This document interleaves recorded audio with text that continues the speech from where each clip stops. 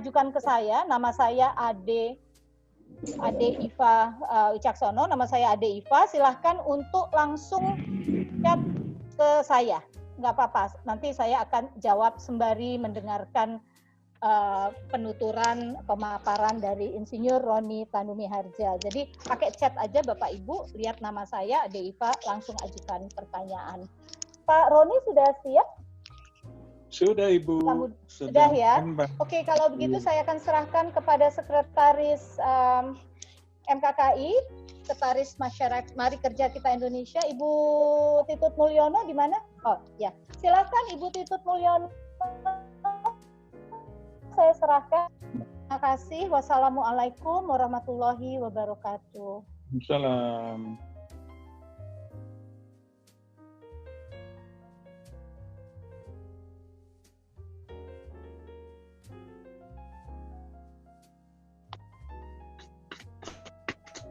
Oke, baik, terima kasih Bu Iva. Saya perkenalkan dulu Pak Roni, narasumber kita hari ini. Beliau adalah sebenarnya seorang arsitek, tapi sudah mulai bergelut di bidang hidroponik mulai tahun 2011.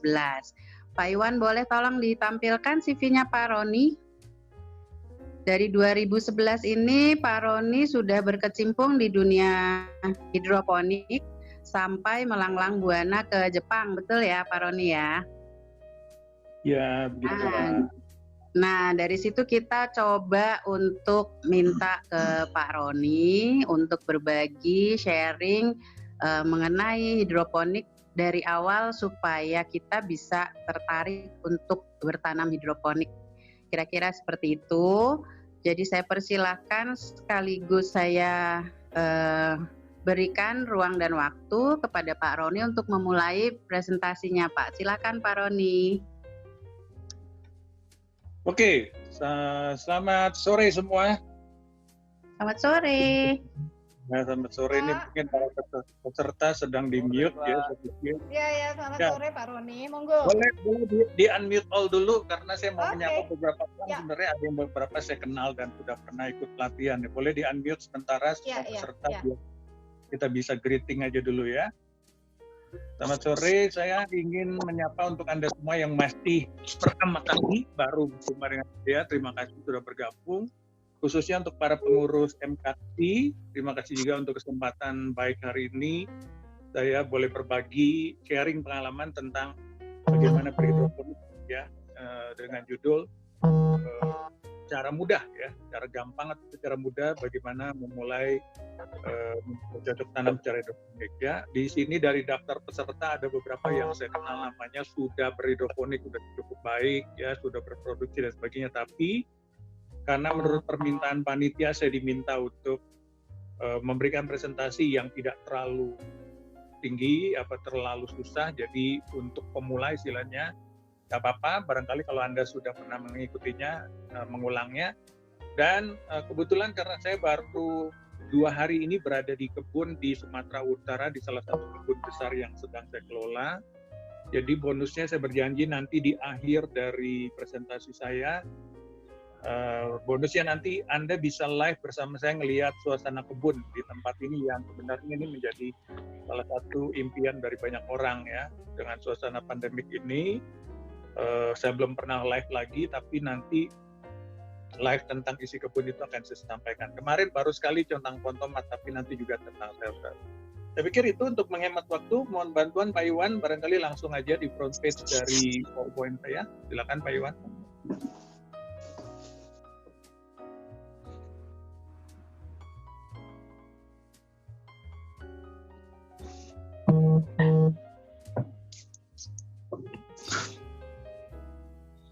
Pak Iwan, saya Pak Iwan. Bentar Pak.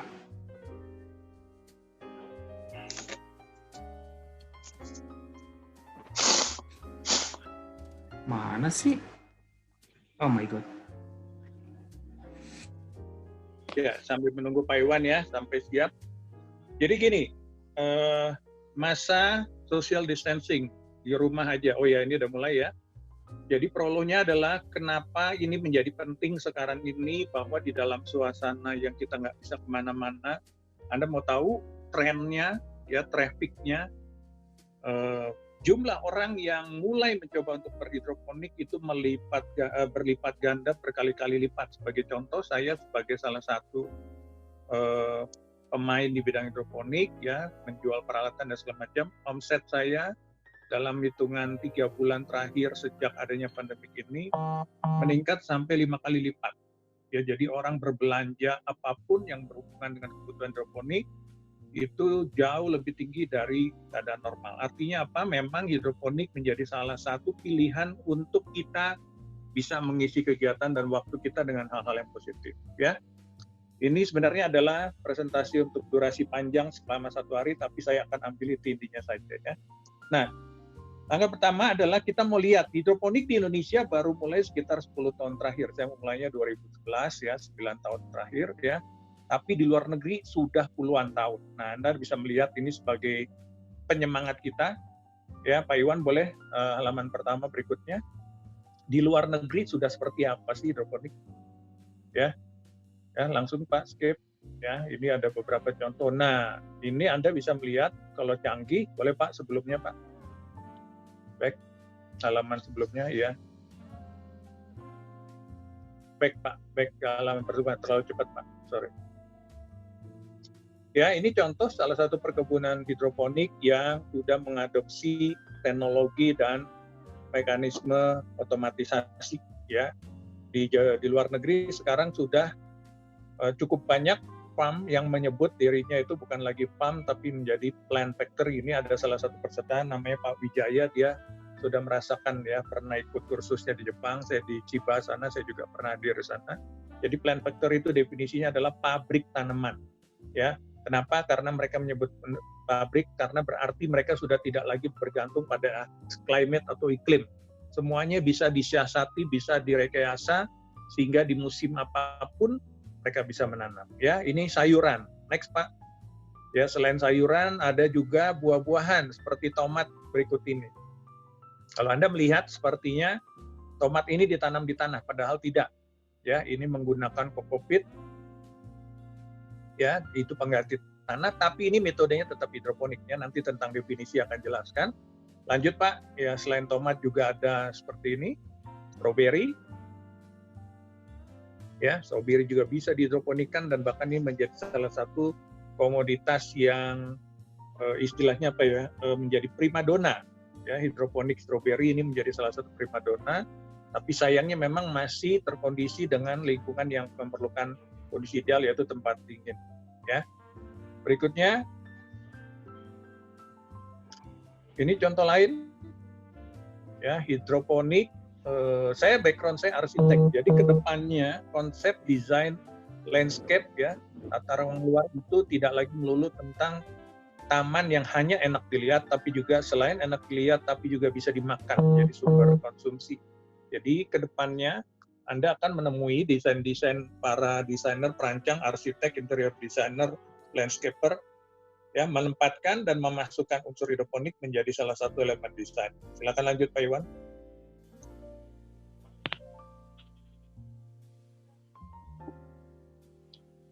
Ya, bentuknya macam-macam, bisa bertumpuk seperti ini. Lanjut Pak.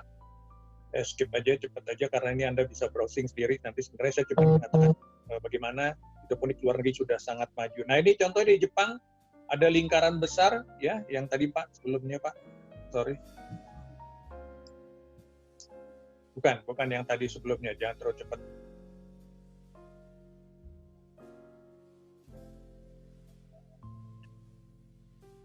Mundur Pak, tolong mundur 3 slide Pak. Malah maju terus nih. Nah ya ini. Jadi di Jepang bahkan sudah membuat semacam mekanisme yang menanam di dalam satu bak dengan usia tanam yang berbeda-beda. Ya. Aduh.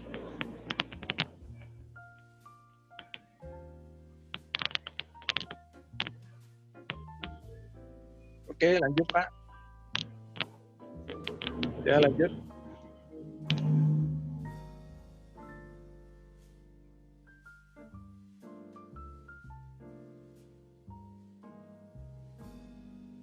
Nah, ya ini contohnya ya. Ya udah terus saja. Nah, inilah salah satu contoh. Halo Pak Iwan. Gimana Pak, PowerPoint-nya kayaknya uncontrol ya, jalan-jalan sendiri. Tapi nggak apa-apa, udah Pak, yang ini aja Pak, jangan dimundurin lagi udah. Oke.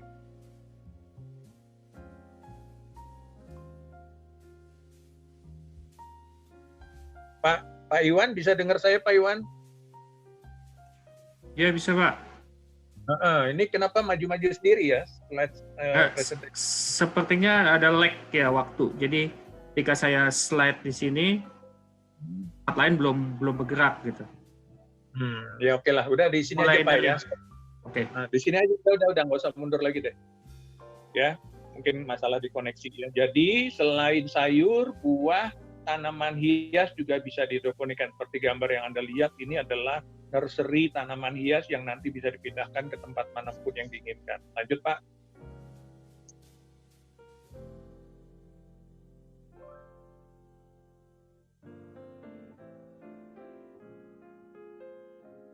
Ya, dia bisa menjadi hiburan kalau Anda membayangkan dulu ini mainan isinya hamster seperti ini ya.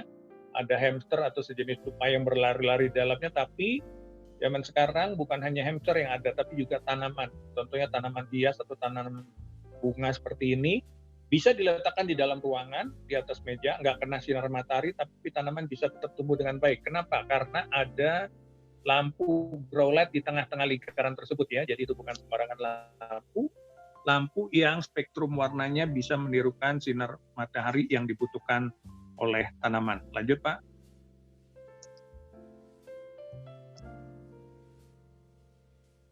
Tumpang sari Anda juga bisa melakukannya ya. Jadi ini istilahnya adalah menanam di satu lahan dengan lebih dari satu jenis tanaman. Di atasnya pohon tomat seperti Anda lihat, di bawahnya misalnya nanam kentang ya. Jadi nantinya akan panennya panen kentang digoreng, cocolnya saus tomat dari kebun sendiri ya. Jadi ini konsepnya adalah kemandirian pangan. Apapun yang dibutuhkan bisa ditanam sendiri. Lanjut Pak.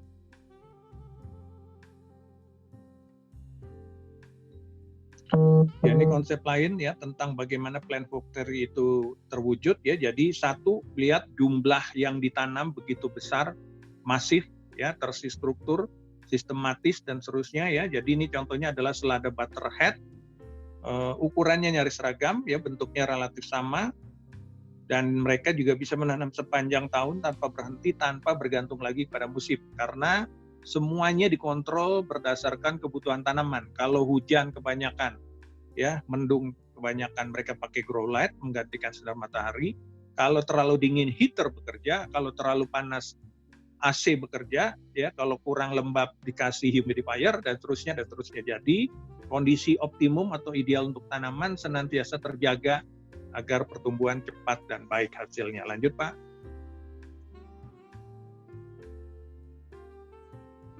Ya, mereka juga serius misalnya di alat-alat di atas ya, ada blower yang menciptakan angin buatan, mengadakan sirkulasi udara, dan lain sebagainya. Jadi mereka sudah melakukan ini sebagai industri, makanya tidak heran mereka berani mengembangkan apa yang disebut dengan plant factory.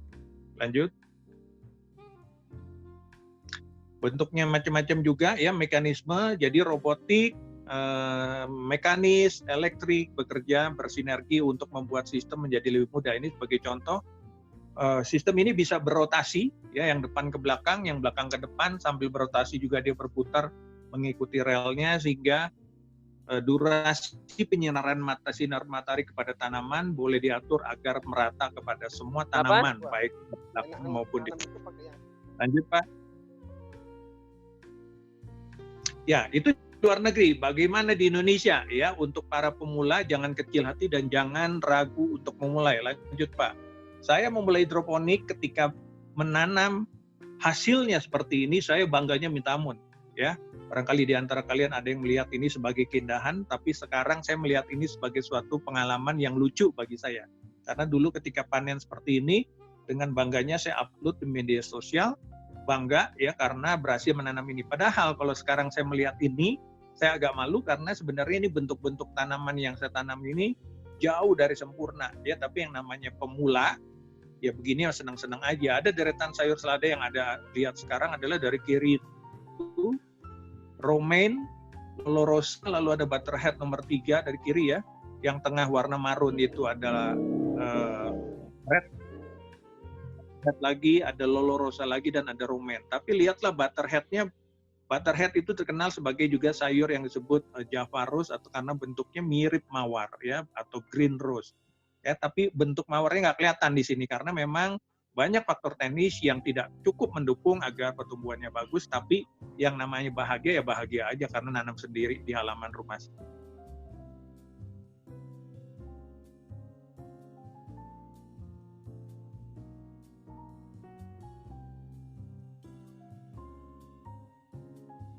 Lanjut.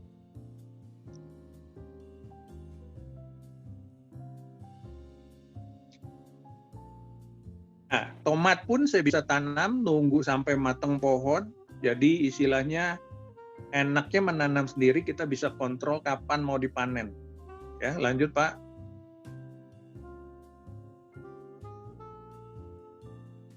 Ya, barulah saya pelan-pelan mulai belajar untuk memahami bagaimana kebutuhan matahari dan kebutuhan esensial dari tanam lainnya, jadi kita bisa menanam dengan lebih baik.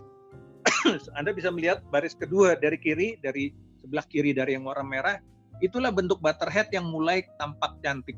Ya, tadinya nggak karu-karuan, kayak rambut nggak pernah dicukur gitu ya, sekarang mulai kelihatan cantik. Ya, Anda bisa zoom masing-masing ya. Bentuk Butterhead-nya mulai nampak karena apa? Saya mulai dapat formula durasi sinar matahari yang memadai agar pertumbuhannya baik. Warna merah juga keluar karena durasi mataharinya juga cukup sesuai dengan apa yang dibutuhkan oleh tanaman tersebut. Lanjut Pak. Ya, mulailah saya dapat klien untuk membuat kebun komersial di daerah Tangerang yang panas. Jadi ini suatu pertanyaan besar yang umumnya banyak ditanyakan para pemula atau calon pemula. Apakah menanam sayur bisa di dataran rendah seperti Jakarta, Tangerang yang panas? Ya, ini jawabannya. Itu menjadi mungkin lah. Ini contoh rakit apung generasi pertama saya. Lanjut.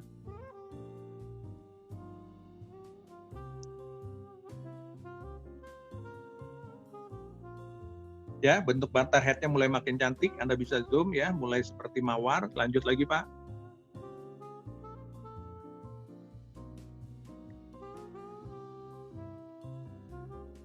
Selain selada, sayur-sayuran, Anda juga bisa menanam herb, ya, tanaman-tanaman untuk bumbu. Misalnya paling kanan kemangi, lalu sebelahnya adalah basil. Di kejauhan kurang kelihatan mungkin ada oregano, ada thyme, ada mint, dan lain sebagainya. Jadi relatif apapun yang Anda butuhkan, Anda bisa menanamnya sendiri. Lanjut.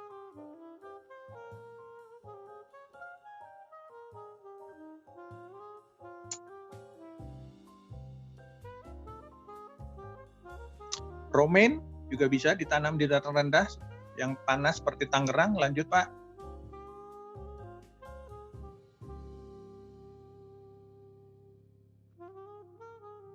Ini dilakukan oleh anak sekolah, jadi kadang-kadang yang menjadi persoalan adalah kita pengen nanam tapi nggak punya halaman. Ya, saya selalu mengedepankan dan sejak 5 tahun terakhir saya mengkampanyekan apa yang saya sebut sebagai rooftop farming.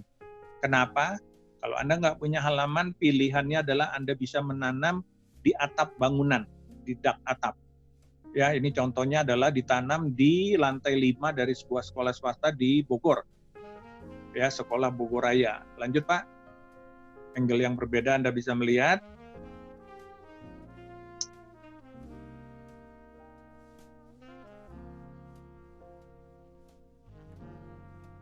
Delay-nya lama banget ya. Nah ini ya, dikelola oleh anak sekolah, SMP, SD, SMA, berkolaborasi. Ya, jadi mereka bisa melakukannya itu sambil belajar ya. Selain belajar biologi, mereka juga belajar entrepreneurship karena hasil panennya ini dijual kepada orang tua murid. Ya, lanjut Pak.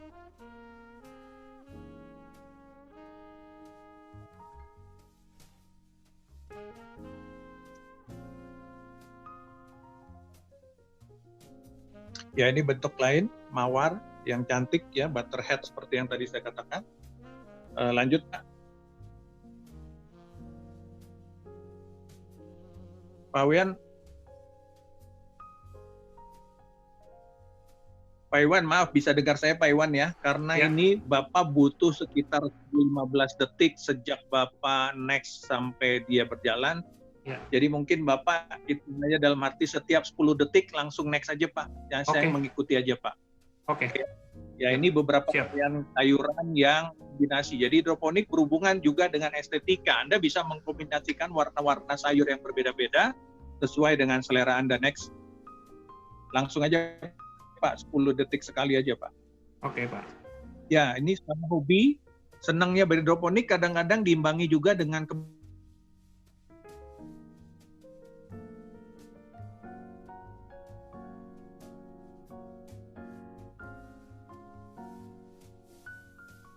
Suaranya terputus, Pak.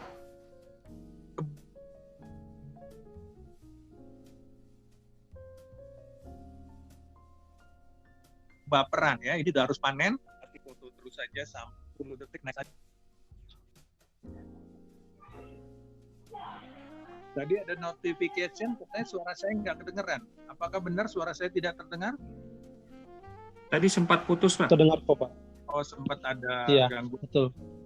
Oke, nah ini yang menarik ya, untuk mungkin MKKI juga nanti bisa memfollow up program-program seperti ini. Ini ditanam oleh para pasien yang sedang mengalami rehabilitasi korban narkoba ya. Jadi lihat cantiknya mereka menyusun sayur sampai sehebat ini ya. Jadi selain mereka sedang bermasalah sosial, tapi sebenarnya bisa diarahkan untuk berkarya. Juga menanam pakcoy, bagaimana cara panen saya ajarin seperti ini, ya. Lalu langsung dilanjutkan bagaimana mereka bisa menjual, ya. Ajarin packing, seperti yang Anda lihat, ya. Ini yang nanam para korban narkoba, ya. Jadi orang-orang yang sedang dirawat untuk penyembuhan. Bahayanya hidroponik salah satunya adalah kadang-kadang bentuk sayuran dan ukurannya menakutkan. Anda bisa lihat caesim yang saya tanam bisa menutupi satu orang dewasa. Lihat, bayangkan.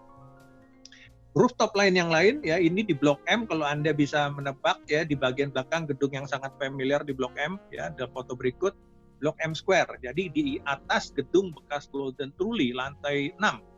Ya, sekarang sudah menjadi kebun, ya. Beberapa tahun yang lalu saya memulai ya, sekitar 6 tahun yang lalu. Nanam apapun cantiknya luar biasa karena matahari berlimpah, durasinya bisa 12 jam sehari ya. Ini romaine ya, cantik juga ya. Warnanya keluar, bentuknya juga bagus ya, padat ya, yo. Kemudian Lolo Rosa juga ditanam juga sangat baik di Jakarta ini semua ya. Jadi jangan ragukan Jakarta. Saya juga bisa menanam kol di rumah saya. Ini adalah deretan kol yang saya tanam di pipa-pipa ya, pakai sistem DFT. Nizumnya ya. Bisa cropping. Lihat, Anda bisa melihat itu bulatannya mulai terbentuk, ini menjelang 1 bulan lagi menjelang panen, jadi bisa dilakukan dengan di Jakarta.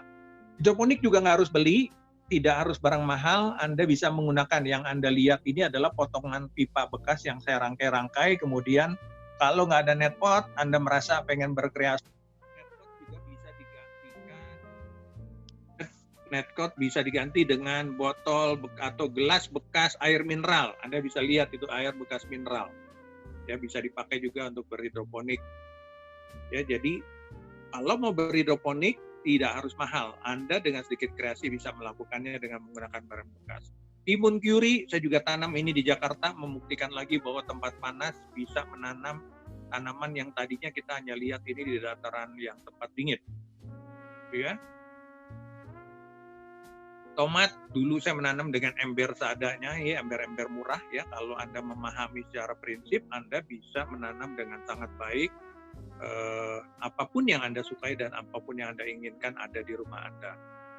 Ya, melon seperti ini juga. Siapa sangka di rumah Anda masing-masing nanti Anda bisa menanam melon secantik ini. Ya, ini benih dari Jepang. Ya, bisa ditanam juga. Enaknya karena nanam sendiri, jadi bisa matang pohon. Memang saya kasih jaring. Ini yang disebut jadi hanya kulit jatuhan, melon jatuhan, jadi cupot sendiri. Ya ini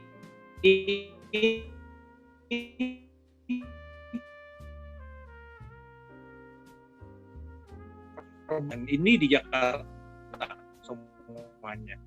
Mulailah saya dapat job di kota-kota besar lain, jadi secara langsung saya mau cerita bahwa dengan hidroponik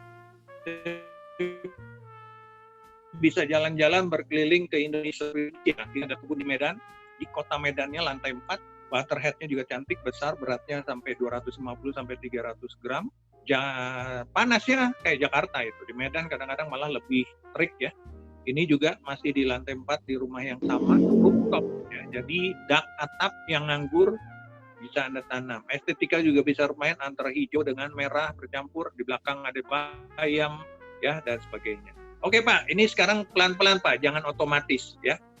Ini ada beberapa alasan kenapa kita perlu berhidroponik. Satu, lahan makin sempit, itu jelas ya. Banyak pertanian, lahan pertanian berubah menjadi komersial, rumah, mall, jalan, dan sebagainya. Hanya kali fungsi lahan ya, istilahnya begitu di poin yang kedua. Lalu jumlah penduduk makin nambah. Dulu Omay Rama bilang 135 juta, sekarang penduduk Indonesia udah hampir 270 juta ya. Kira-kira udah 2 kali lipat hanya dalam hitungan sekitar 20 tahun. Ya, bila bayangkan kalau makanan tidak mengimbangi, ya rawan pangan akan terjadi karena jumlah penduduk. Kemudian hidroponik membuat capek, berat, tidak menyenangkan, kotor dan sebagainya. Sehingga yang positif sekarang generasi muda banyak yang mencintai berhidroponik dan mau memulai untuk bercocok tanam. Ya, bisa dilakukan oleh siapa saja, tidak harus berbackground pertanian. Anda bisa melakukannya asal mengikuti caranya dan SOP-nya. Ya, kebanyakan murid saya 90% tidak ada hubungannya dengan pertanian. Ibu rumah tangga, dokter, ahli hukum, ahli ekonomi, apapun profesinya, asal mengikuti dengan baik, akan bisa menanam apapun yang Anda inginkan. Ya, hidroponik juga bisa membuat swasembada pangan dalam skala kecil. Anda bisa menanam apapun yang Anda perlukan. Jadi nggak khawatir, misalnya harga cabai mahal, kalau kita bisa nanam cabai di rumah masing-masing. Ya, dan yang terakhir adalah bisa menjadi hobi yang menyenangkan. Lanjut Pak. Prinsip dasar hidroponik, ya ini sebagai bagian akhir dari sebelum kita melihat contoh-contoh ya. Ini Anda ada vas bunga, saya yakin sebagian besar dari kita pernah melakukannya. Kalau dapat bunga potong, baik beli ataupun pulang dari pesta Anda bawa pulang, sampai rumah yang dicari vas atau wadah air, di mana batang bawah itu Anda bisa merendamnya dalam air. Kenapa harus diisi air? Pertanyaan yang paling sederhana. Karena kita percaya air bisa memberi kehidupan, ya. Sekedar mempertahankan kesegarannya, sekaligus juga bunga-bunga yang masih kuncup dalam 2-3 hari pun tanpa tanah sebenarnya bisa tumbuh, ya, bisa mekar. Jadi artinya kita percaya bahwa di dalam air itu ada energi, ada potensi yang luar biasa yang membuat bisa menjadi salah satu sumber penghidupan bagi makhluk hidup. Ya, lanjut Pak. Ini definisi ya, hidroponik berasal dari bahasa Yunani, hydro itu air, ponos itu daya, jadi hidroponik itu daya atau kekuatan air. Saya coba wujudkan dalam definisinya adalah hidroponik adalah budidaya tanaman tanpa tanah yang menggunakan air sebagai unsur utamanya ya. Jadi selalu harus tanpa tanah. Kalau masih pakai tanah, gugur definisi hidroponiknya ya. Jadi baru nanti kita akan bicara air yang seperti apa yang bagus untuk berhidroponik. Lanjut Pak. Ya. Apa kelebihannya? Mudah, murah, menyenangkan. Tadi saya sudah katakan, siapapun bisa melakukannya. Mudah, murah, Anda bisa membuat sendiri, Anda bisa membuat dari barang bekas. Menyenangkan, udah pasti menyenangkan. Kebanyakan murid saya, kangkung yang harganya 2.000 perak, kalau nanam sendiri dibeli dengan harga puluhan ribu juga nggak akan dijual.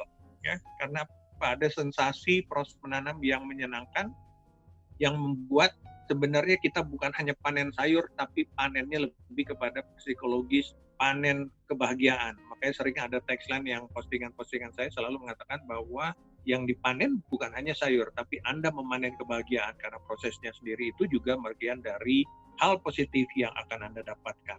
Ya, hemat air dan pupuk ya, konvensional banyak boros air karena air itu juga kalau Anda nyiram tanaman masuk ke dalam air lagi, kebanyakan tidak diserap oleh tanaman itu sendiri, tapi terbuang. Pupuk juga begitu, Anda pupukin, hujan datang, pupuk bisa hanyut. Selain itu juga pupuk bisa menumbuhkan gulma. Bukan hanya tanaman yang Anda suburkan, tapi seluruh yang ada di permukaan tanah ikut subur. Makanya seringkali repot menjadi petani, kita harus nyabutin gulma, tanaman-tanaman liar yang mengganggu pertumbuhan tanaman apapun yang kita budidayakan. Hemat lahan, ya, jarak tanam bisa bertumpuk, itu membuat kapasitas tanam menjadi meningkat jauh dari tanaman konvensional. Itu dulu istilahnya dalam pelajaran SD kita disebut intensifikasi pertanian. Lahan tetap, konvensional bisa nanam 100 kilo misalnya, hidroponik bisa membuatnya kapasitas berlipat ganda, misalnya dari 150 menjadi 200%. Dapat menghilangkan stres, ya itu jelas, karena senang, ya banyak murid-murid saya bikinin nih instalasinya di rumah masing-masing, saya kasih lampu. Pulang kantor udah jam 8, jam 9, ke kebun, nyalain lampu, stresnya hilang. Ya, di kantor stres, di jalan stres, sampai rumah ke kebun stresnya hilang. Dan yang paling menarik adalah bisa menanam di lokasi yang tidak memungkinkan untuk tanaman konvensional. Lanjut, Pak.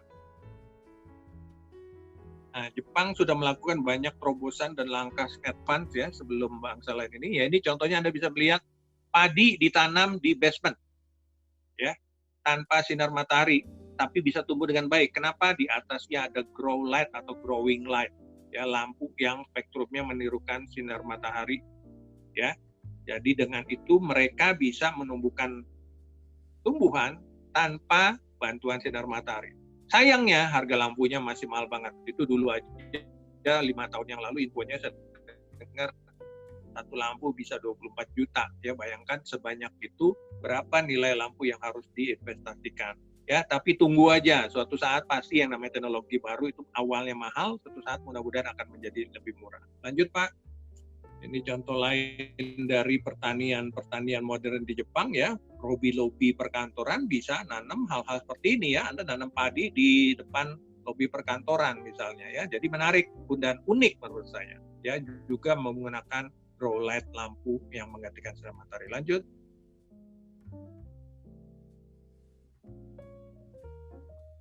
Ya, bisa bertumpuk. Tetangga kita aja Singapura udah punya ini, Skygrid, punya mekanisme hidroponik yang otomatis ya. Dia tumpukan deretan tanaman ini bisa bergantian naik turun nih. Yang atas turun, yang bawah naik, gantian berrolling. Ya, jadi mereka sudah mempunyai sebuah konsep. Lahan boleh sempit, tapi teknologi memungkinkan mereka bisa menanam 10 sampai 20 kali lipat dari kalau kita menanam secara konvensional di tanah. Lanjut. Ya, indoor plant juga bisa begitu ya. Jadi ini menanam karena ada bantuan grow light itu, jadi kita tidak lagi bergantung pada sinar matahari. Lanjut. Ya, ini yang menjadi ending dari sesi pengantar saya adalah apa sih yang diperlukan dalam berhidroponik. Kita harus memperhatikan kualitas air. Kualitas air Anda harus beli alat ukurnya. Jadi 2 hal. 1, kejernihannya diukur menggunakan alat yang namanya TDS meter, total dissolved solid, ya, untuk mengukur jernihan. Berapa air yang diperlukan? Kalau bisa air bakunya di bawah 100 ppm. Itu ppm adalah satuan pengukuran alat TDS meter untuk mengukur jernihan air. Berita bagusnya, air di rumah Anda, kalau Anda biasa pakai air minum, mestinya air itu cukup baik di kisaran 100 sampai 150. Jadi kalau masih di bawah 200 ppm, relatif masih bisa dipakai juga untuk berhidroponik ya. Kemudian pH-nya rentangnya sekitar 6,5 sampai 7 ya. Jadi umumnya air-air di Indonesia bisa dipakai untuk berhidroponik. Lalu Anda harus perhatikan kualitas benih. Jangan kalap kalau beli benih di luar negeri, juga di toko di online shop. Tidak semua benih cocok ditanam di Indonesia. Anda harus perhatikan kecocokan benih sesuai dengan habitatnya. Hati-hati di situ. Bahan yang dipakai, Anda juga harus memilih bahan-bahan sesuai dengan kondisi yang Anda perlukan, sistem yang diperlukan, dan seterusnya. Lalu juga Anda harus memilihkan jenis tanamannya. Sekali lagi ya, tidak semua tanaman cocok ditanam di satu tempat, walaupun mayoritas bisa. Dan terakhir adalah kondisi lingkungan. Iklim bagaimanapun mempengaruhi. Contohnya stroberi baru akan bagus ditanam di dataran tinggi yang dingin. Kalau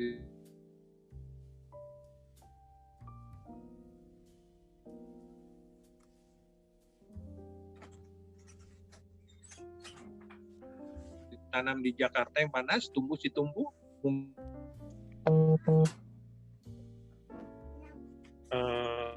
Lanjut Pak Iwan.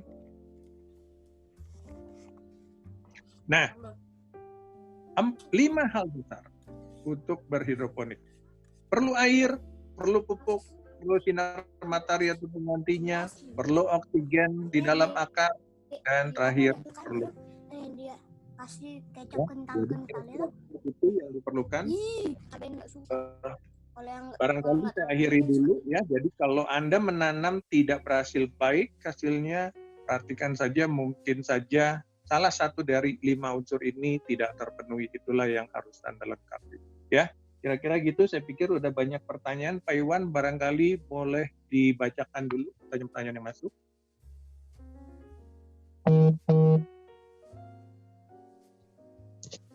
Itu. Oke, baik. Terima kasih Om Roni. Ini ada beberapa pertanyaan Om. Nanti kita akan, sudah kita bikin listnya, nanti satu persatu, tapi karena waktu terbatas, nanti sesuai dengan kondisi waktu aja ya Om ya, menjawabnya. Baik, yang pertama adalah pertanyaan dari Bapak Widi Atmono. Bagaimana untuk memasarkan hasil hidroponik yang sudah dilakukan oleh Om Roni selama ini? Monggo Om. Ya, pasar itu dasarnya adalah harus diupayakan. Ya, pasar tidak datang dengan sendirinya. Cuman berita bagusnya adalah demand atau kebutuhan pasar masih cukup baik. Jadi kalau Anda mau berbisnis, pertanyaan besarnya adalah harus menjual kemana. Itu paling penting memang. Jadi sebelum Anda mulai memproduksi, Anda harus pikirkan pasar dulu karena produknya adalah produk fresh. Artinya tidak bisa disimpan lama, jadi harus segera dipikirkan kemana dijual, kemana disalurkan. Nah, potensi-potensi pasar yang bisa saya sebutkan, Anda bisa memilih 2 kelompok besar. Satu retailer, kedua grosir. Kalau grosir, Anda berarti masuk ke satu tempat, entah supermarket, entah hotel, restoran, kafe, dan seterusnya, atau Anda mau bermain retailer. Ya, berita buruk.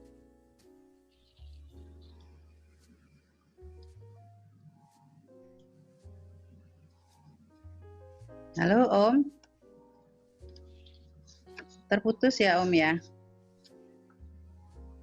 Jalannya agak lama, bisa sampai 3 bulan. Ya, jadi kalau Anda tidak punya modal cukup kuat, berat itu. Nah, saya lebih menyarankan untuk para pemula, masuklah kepada pasar end user. Artinya Anda bisa menjual secara langsung kepada konsumen, entah saudara, teman, dan sebagainya. Nah, Anda sekarang sudah dimudahkan dengan adanya media sosial. Cukup banyak klien saya berjualan di mana? Di media sosial. Mau panen, foto, cekrek, upload, teman-temannya, saudara-saudaranya, teman di Facebooknya nanya, boleh beli nggak? Terjadi transaksi. Kalau dikelola dengan baik, ada beberapa murid saya sudah melakukan itu, apapun yang dipanen habis. Ya, komitmennya cuma jaga kualitas, jaga pelayanan. Kira-kira gitu. Bagaimana Pak Widi? Ada yang masih mau disampaikan? Monggo Pak Widi.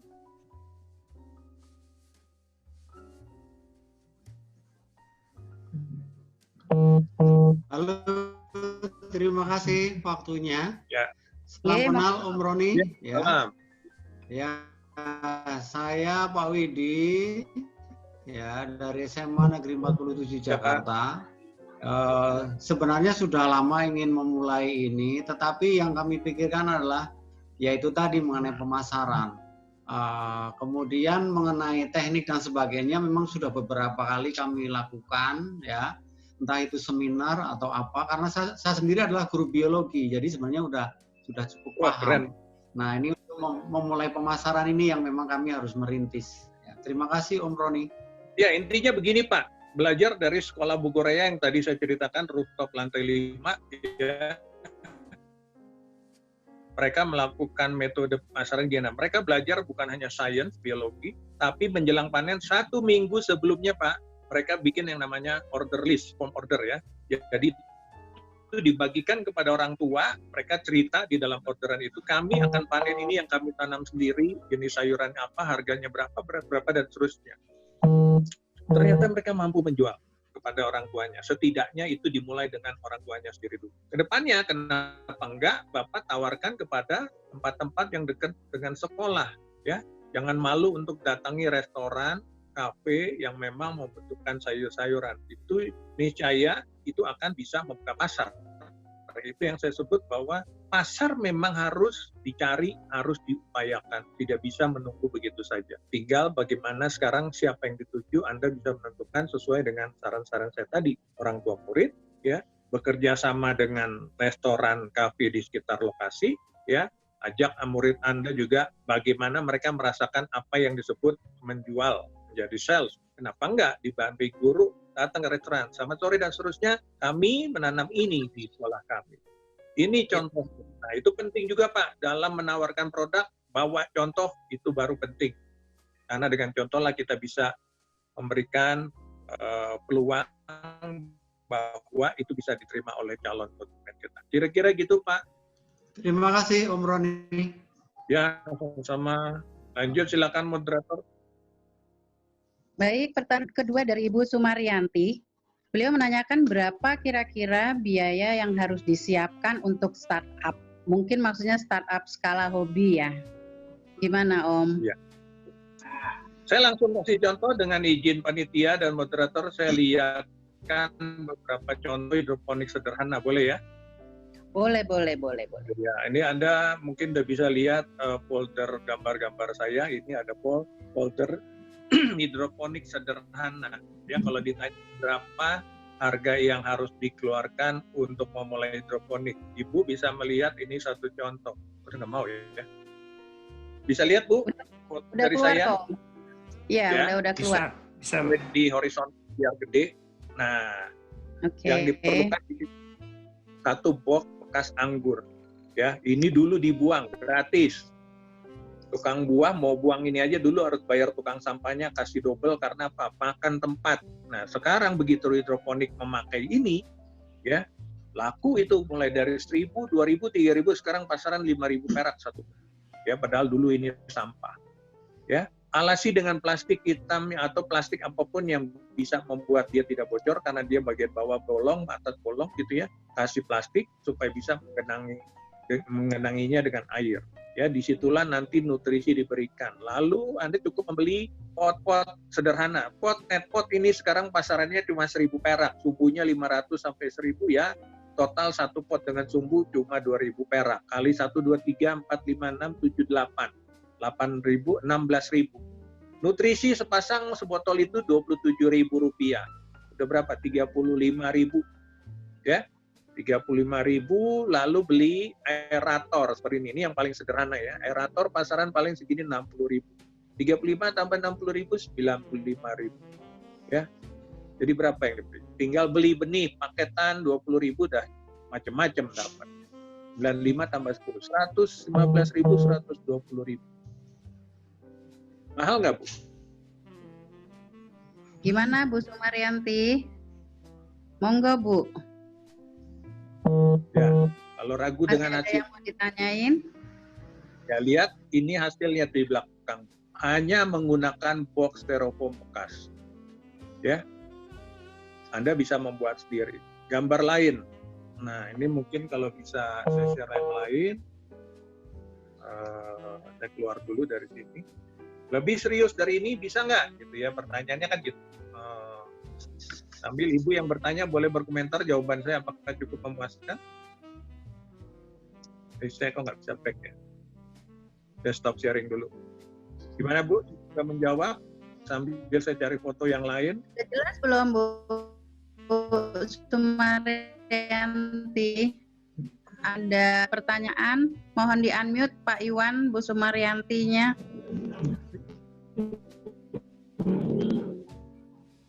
Ya, ini versi yang berbeda. Hidroponik dari box juga, tapi bukan tapi besar, panjang, juga bisa cukup memuaskan hasilnya. Ya, dia ngomong kayaknya tuh mungkin perlu dibantu, nggak kedengeran suaranya, saya juga nggak bisa dengar.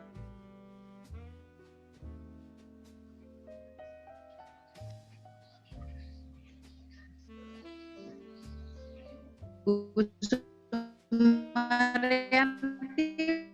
udah bisa on mic-nya.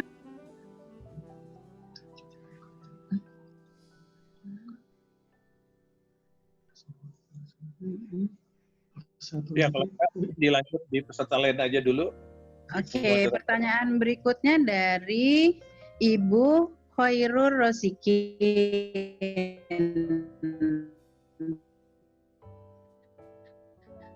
Untuk monggo. Ya, meracik nutrisi hidroponik gampang-gampang sulit ya. Pakemnya ada, cuma memang harus praktik dan itu perlu pelajaran tersendiri. Jadi nutrisi hidroponik, Anda ibaratnya kalau komputer itu beli komputer rakitan. Beli aja komponen dari komputer ya, beli casing, beli motherboard, beli power supply dan sebagainya, dirakit. Kalau Anda punya kemampuan bisa bikin komputer sendiri. Sama juga Anda mau bikin nasi goreng, kalau Anda mau masak, beli beras, beli bumbunya, beli ingredientsnya misalnya ayam atau daging atau apapun yang Anda suka, racik sendiri beli. Hidroponik nutrisinya seperti itu. Bahan baku bisa dijual bebas, Anda bisa beli. Bisa belinya online, ke toko kimia, dan lain sebagainya. Tinggal menentukan rumus mana mau Anda pakai, timbang sesuai dengan pakem-pakemnya, racik, ramu, pakai sendiri, buktikan cocok apa enggak. Kalau kurang bagus diracik lagi, diubah lagi, dimodifikasi lagi sampai mendapat formula terbaik. Intinya ibaratnya seperti kita membuat resep masakan, masak sendiri. Kira-kira begitu. Tapi untuk belajar tentang ini perlu seharian, tidak bisa dalam pelatihan singkat seperti ini. Kira-kira gitu. Oke. Harga ya. Ya, menurut saya boleh dibilang hitungannya murah, lebih murah dari pupuk konvensional. Karena pemakaiannya juga sangat hemat. Contohnya untuk membuat pekatan 5 liter yang bisa menumbuhkan sampai 1.000 tanaman, Anda cuma perlu modal nutrisinya 95.000 saja. Murah sekali. Oke, lanjut, moderator silakan. Ya, Bu Khairur, ada yang mau ditanyakan lagi, Bu Khairur? Oh iya, ini ada yang mau saya tanyakan. Ini silakan Bu.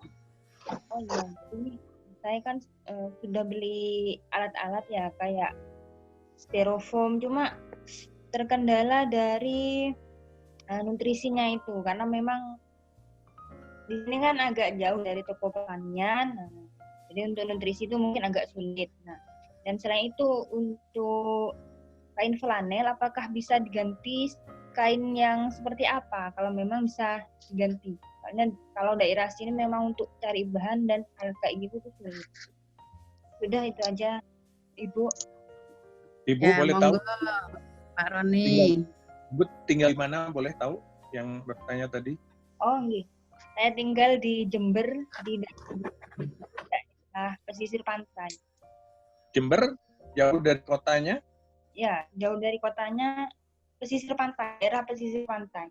Oh, pesisir pantai. Ya, sebenarnya Jember pemain hidroponik banyak sekali. Kalau Anda mau belanja sebenarnya cukup banyak yang saya kenal bisa memberikan bahan-bahan yang Anda butuhkan. Tapi kalau memang mau mandiri ya bisa. Kain flanel, kenapa kain flanel dipakai? Karena dia punya daya serap bagus. Ya, kalau nggak ada kain flanel, pakai apa? Ya pakai bahan yang mirip, yang punya daya serap seperti itu. Bisa nggak pakai kain kaos yang bekas-bekas yang udah nggak kepake? Bisa. Anda ganti aja, potong aja kaos ya yang katun, tentunya bahan katun yang menyerapnya cukup bagus, bisa dipakai untuk menjadi bahan pengganti dari kain flanel. Apalagi yang diganti? Ya, net pot tadi saya udah bilang, gelas bekas air mineral bisa dipakai. Apalagi box anggur nggak ada, Anda bisa cari baskom. Baskom bisa dipakai untuk berhidroponik juga. Nggak ada juga, cari botol-botol bekas dan sebagainya. Jadi intinya, kalau Anda berkreasi, mestinya tidak ada alasan untuk tidak bisa memulai. Ya. Nah, khusus untuk nutrisi memang ini masih cukup spesifik. Jadi, ya barangkali Anda bisa mencoba mendapatkannya ke Kota Jember. Kalau Kota Jember udah pasti ada banyak yang jual. Kalau perlu kontaknya nanti saya bisa sampaikan. Saya kira gitu. Ya, terima kasih Om. Nanti minta kontaknya yang dari Jember. Oke, nanti ya Mbak bisa, nomor saya nggak tahu muncul nggak ya. Nanti Pak Iwan barangkali bisa di akhir dari sesi ini menunjukkan kontak-kontak sosial saya termasuk nomor handphone barangkali ya. Kira-kira gitu. Ya, terima kasih Om. Sama lanjut Bu moderator. Ya, berikutnya pertanyaan dari Bapak Rido Paul. Bagaimana mengembangkan hidroponik organik tanpa nutrisi AB mix? Monggo, Pak Roni. Ya, saya menyebutnya ini masih keniscayaan. Tanaman itu jujur, dia perlu unsur-unsur baku untuk bisa tumbuh dengan baik. tanaman tidak peduli unsur itu dapat dari mana, entah mau organik, mau hidroponik, mau aquaponik atau apapun konvensional. Intinya, selama bahan-bahan organik mampu memenuhi kebutuhan dasar tanaman, maka tanaman tumbuh dengan baik. Nah, yang menjadi persoalan organik selama ini akurasinya masih sangat rendah. Dalam arti apa? Ngasih kalsium, misalnya bisa dengan cara, tulang ikan direndam sampai luruh, ditumbuk, dengan harapan dapat kalsium, diberikan kepada tanaman. Apakah ada kalsium? Ada. Kalau ditanya, apa jumlahnya dan cukupkah, berlebihkah, kurangkah? Tidak ada yang bisa menjawab. Ya, padahal tanaman membutuhkan itu dalam jumlah yang tepat. Unsurnya lengkap, jumlahnya juga pas. Ya. Nah, cuma suatu saat saya yakin itu bisa terjadi. Ya, saya dengar di luar negeri sudah mulai ada yang begitu. Hidroponik konsepnya, tapi nutrisinya bukan pakai AB mix buatan kimia, ya seperti yang dibeli di pasaran, tapi memakai nutrisi POC, pupuk organik cair. Bisa. Cuman formulanya sampai saat ini belum ada yang seakurat kalau kita bercocok tanam secara hidroponik. Ya. Saya kira gitu. Jadi itu masih keniscayaan. Tapi saya yakin suatu saat akan bisa seperti itu. Gimana Pak Rido? Ada yang mau ditanyakan lagi? Mungkin perlu penjelasan lebih detail? Monggo. Sudah Bu, saya sudah puas. Oke. Terima kasih Pak Rido. Terima kasih atas penjelasannya. Sama-sama Bu. Yuk. Selanjutnya adalah pertanyaan dari Ibu Sulistia. Pak, bagaimana apakah berhidroponik masih bisa dilakukan di halaman rumah yang banyak pohonnya sehingga sinar mataharinya kurang? Monggo Om Roni. Ya. Parameter, Bu. Saya mengajak Ibu berpikir tentang matahari parameter. Tanaman butuhnya dari matahari itu apakah? Panasnya atau enggak? Jadi kadang-kadang cukup banyak murid atau calon klien saya mengatakan, Pak, saya pengen berhidroponik. Bu, halamannya sinar mataharinya bagaimana? Dia bilang, panas. Nah, panas aja jawaban itu tidak cukup menjelaskan. Yang paling penting adalah mataharinya langsung, dan yang terpenting adalah apa? Durasi. Durasi itu berarti lama penyinaran. Ya. Saya nggak tahu kondisi tapi saran saya kalau mau berhidroponik carilah tempat di mana sinar matahari langsung itu bisa menyinari kepada tanaman minimal 5 jam sehari. 5 jam.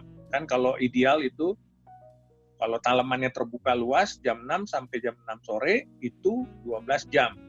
Itu bagus banget, nanam apapun bisa bagus, istilahnya begitu. Tapi kalau minimal 5 jam Anda bisa menanam cukup baik, ya karena mencari tempat di mana bisa mendapatkan 12 jam sinar matahari, kalau di kota-kota besar ya hampir nggak mungkin. Boro-boro 12 jam, 5 jam aja kadang-kadang susah.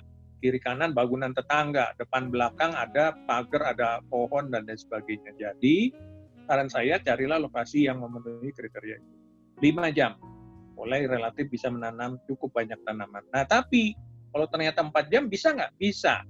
Cuma tanaman yang bisa ditanam terbatas. Contohnya, jadi suatu saat saya akan posting tentang kelompok tanaman apa yang butuh sinar matahari sesuai dengan durasi yang berbeda-beda. Contohnya, kalau cuma 4 jam bisa nanam apa? Bayam masih bisa 4 jam. Ya, sawi samhong masih oke 4 jam. Kailan juga masih oke 4 jam. Mint bisa 4 jam. Tapi kalau mau nanam kangkung, jangan. 4 jam kangkung itu ngelolor, akan tinggi merambat, ya memanjang. Karena Pak kangkung butuh sinar matahari minimal 10 jam, itu yang terbaik. Jadi cobalah lihat halaman rumah Ibu, perhatikan dapat nggak berapa jam satu spot tempat akan meletakkan hidroponik Ibu, berapa jam sehari akan mendapat sinar matahari. Kalau nggak cukup, lihat apa yang bisa dilakukan. Masih kena pohon. Pohonnya pohon duren, misalnya durennya bagus, masa iya ditebang demi hidroponik? Jangan, tapi bisa cukup pruning. Dahan ini aja mungkin cukup dipotong agar sinar matahari lebih lama, gitu ya. Dibanding, terhalang bangunan rumahnya rumah tetangga, masa iya kita mau bongkar rumah tetangga? Nggak mungkin ya, tapi lakukan apa yang bisa kita lakukan, atau berpikirlah untuk naik ke atas. Barangkali Anda punya ruang jemur, dan tidak sedikit murid-murid saya, kolega saya yang melakukan hidroponik di mana? Di genteng. Ya, baknya ditaruh di bawah, naikin pompa nutrisinya pakai pipa, didorong pakai pompa, Lalu tempat penanaman di mana? Di genteng. Bisa dilakukan. Ya itu namanya udah upayanya berat, tapi karena pengennya, yang penting dapat dan bisa dilakukan. Kira-kira gitu. Gimana Bu Sulis? Anda yang mau ditambahin mungkin pertanyaannya? Ya, emang susah juga ya Pak ya. Tapi itu durasi yang Bapak maksud tadi itu memang dalam sehari ya Pak. Jadi pagi maupun sore gitu ya? Nggak masalah jam berapapun ya, walaupun ideal itu pagi ya. Tapi dalam beberapa kasus murid-murid saya cukup banyak yang mulai dapat sinar matahari jam 12 sampai jam 5. Bagus nggak tumbuhnya? Bagus.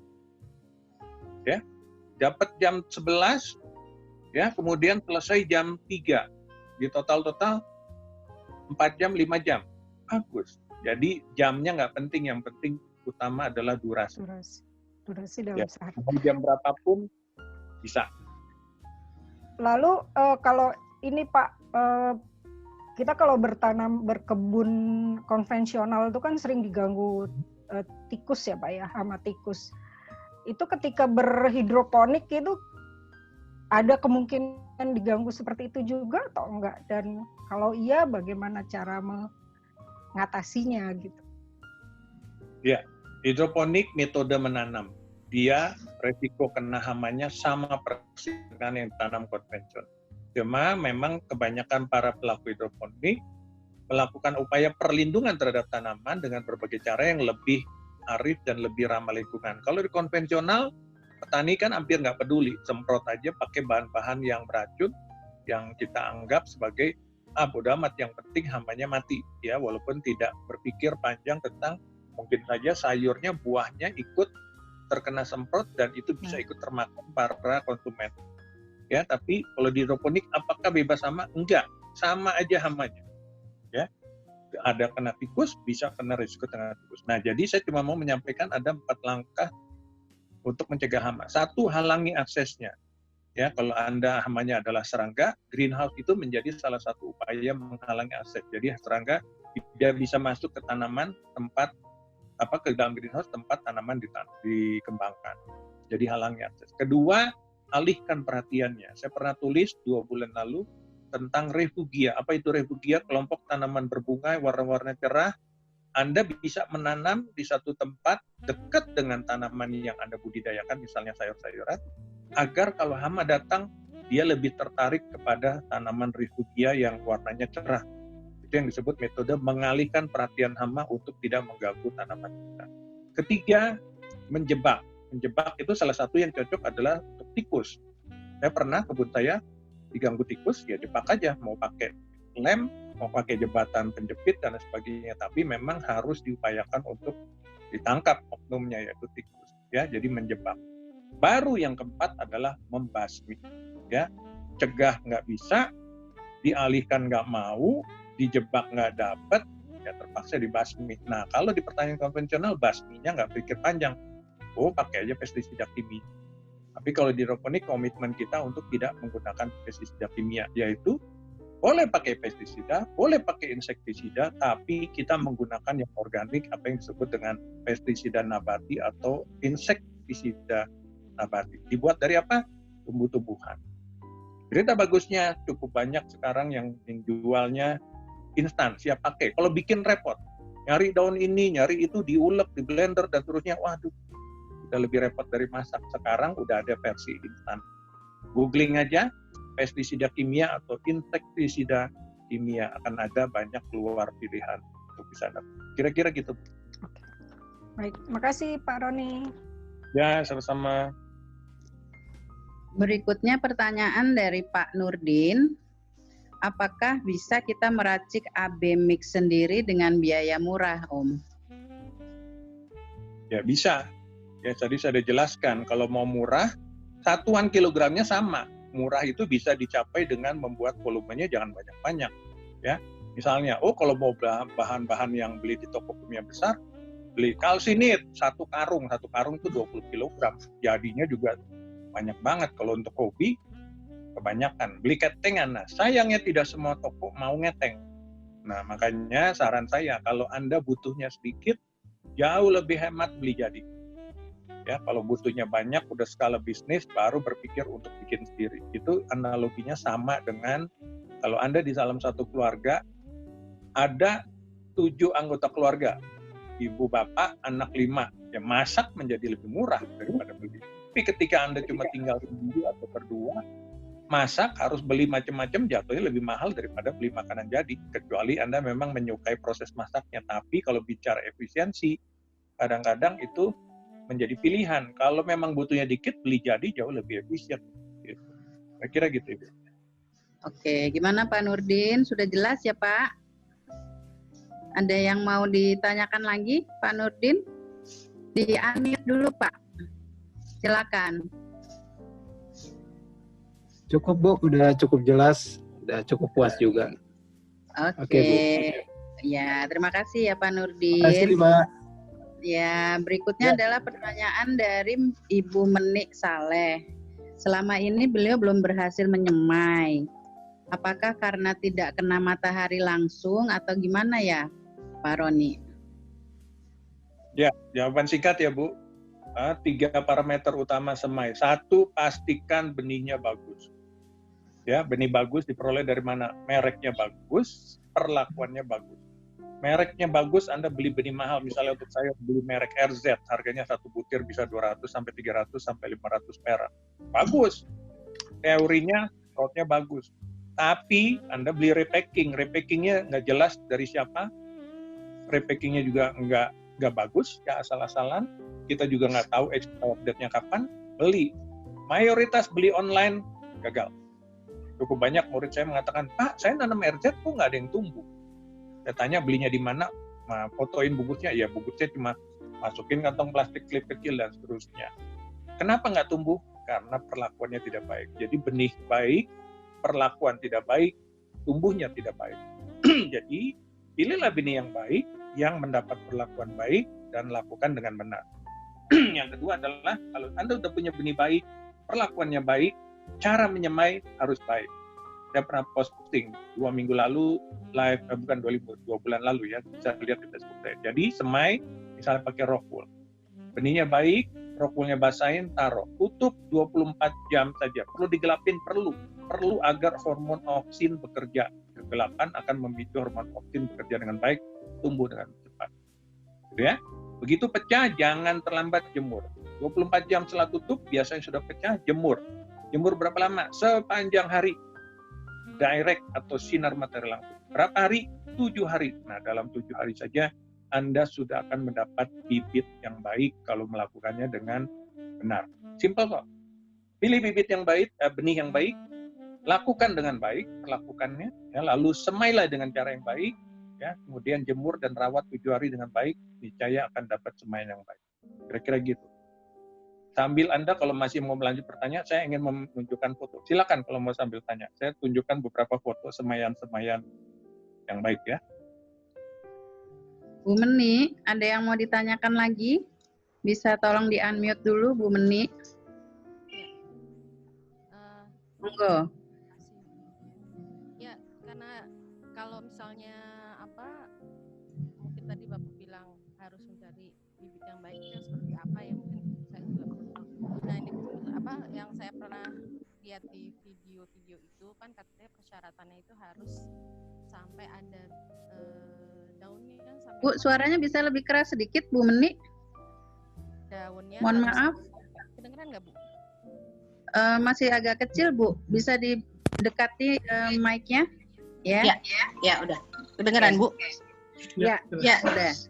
Jadi kan katanya persyaratannya untuk masuk ke netpot itu harus kalau sudah sampai berdaun 4. Nah itu yang saya tuh sudah berkali-kali coba tuh nggak pernah berhasil. Mungkin makanya saya pikir apa karena kurang matahari atau bagaimana.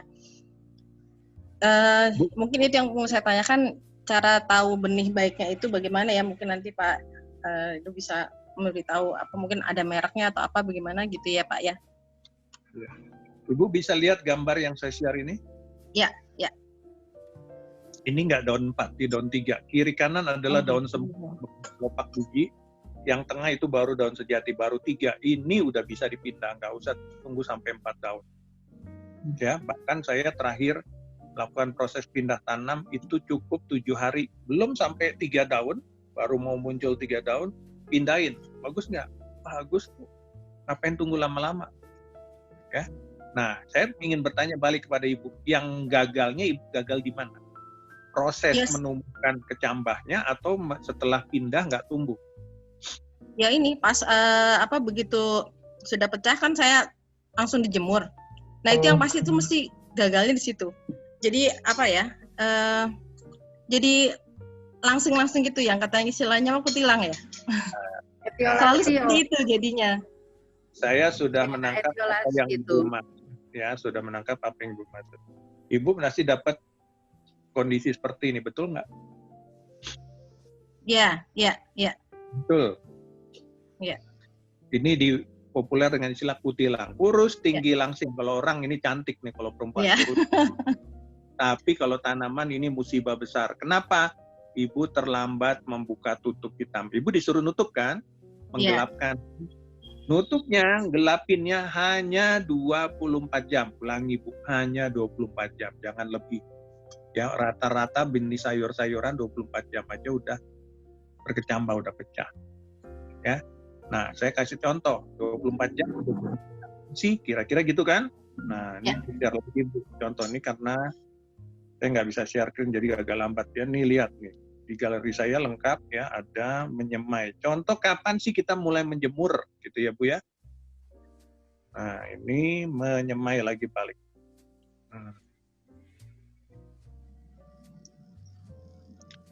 Nih Bu, begini aja Ibu sudah harus jemur Bu. Nih baru pecah begini aja udah harus jemur. Jangan tunggu sampai jangkung. Ya, begini aja sudah harus dijemur full sinar matahari. Ya, bahkan ini bisa lebih cepat dari ini, sedikit terlambat 30,5 hari. Lebih cepat harus cepat. Kira-kira gitu Bu gambarannya Bu. Dan itu untuk semua itu ya, kayak misalnya sawi atau kangkung gitu sama semua ya Pak ya? Itu yang tadi saya sharing itu sawi ya, sawi-sawian. Kalau kangkung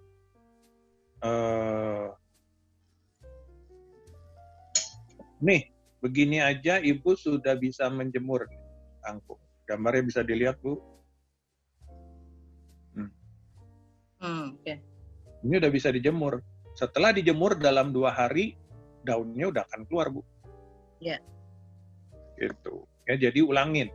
Semai hari ini, tutup 24 jam, besok 24 jam udah pecah, jemur seharian. Nah, makanya sebaiknya semai pagi, karena rata-rata benih pecah 24 jam. Semai pagi, 24 jamnya adalah pagi besok harinya. Buka, udah berkecambah, matahari baru terbit kan? Jemur sepanjang hari. Dia akan pecah terus, keluar daun, dan seterusnya, dan seterusnya. Jadi, proses itu akan berlangsung normal. Nah, Ibu biasanya gagalnya kenapa? Setelah dijemur mati atau apa? Jangkung. Enggak. Tadi saya jangkung. Itu jadi kutilang itu. Nah, berarti apa? Ibu terlambat menjemur. Jemurnya juga harus full matahari ya Bu ya. Jangan taruh di teras, jangan taruh di tempat yang teduh. Harus full kena sinar matahari. Nah, itu kalau kena air hujan boleh Pak? Sebaiknya jangan, karena bisa kebanjiran sama benih bisa hanyut. Jadi jemur, tapi jangan kena kena hujan. Nah, itu yang agak repot barangkali ya. Mirip kayak Ibu punya jemuran. Lagi panas jemur, kalau hujan taruh aja di teras. Udah terang, jemur lagi. Nah, makanya biasanya kalau di dalam sebuah proses yang yang sudah komersial, menjemur semayan itu sudah di bawah atap transparan. Jadi tidak kena hujan, tapi matahari tembus. Itu kira-kira Bu. Ya. Mana Bu Meni? Ya, sudah cukup. Terima kasih. Ya, terima kasih. Berikutnya adalah pertanyaan dari Ibu Winnie Sundaru, yaitu di manakah beli alat-alat untuk hidroponik skala kecil dan apakah ada tempat untuk bertanya atau berkonsul secara intens? Gimana Om? Iya, dunia online sekarang sudah apapun yang Anda cari pasti dapat. Kalau ditanya mau beli di mana, ya buka aja online shop. Banyak sekali pilihan. Ada referensi mungkin Om yang dipercaya gitu Om?